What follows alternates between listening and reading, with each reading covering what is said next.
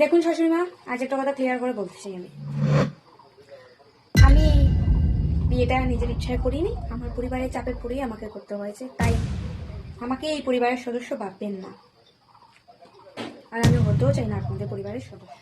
ও আর হ্যাঁ, আরেকটা কথা, আমি এই সংসারের জন্য কোনো কাজ করতে পারবো না, আর করবও না।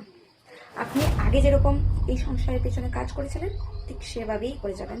আমি কোনো কিছু করতে পারবো না, আপনাকেই সবকিছু করতে হবে। আমি আমার মতো করে থাকবো। আমি তো তোমাকে আমার মেয়ে ভেবেই এই বাড়িতে এনেছিলাম, কিন্তু কখনো ভাবিনি তুমি এত দূরে আমাদেরকে এত পর করে দেবে।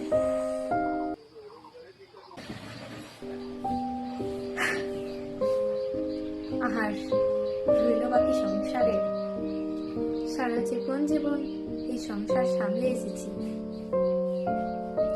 সামলাতে ঠিকই পারবো, কিন্তু ভেবেছিলাম এইবার আমার পাশে কাউকে পেয়েছি আমার সংসারে হাল ধরার জন্য।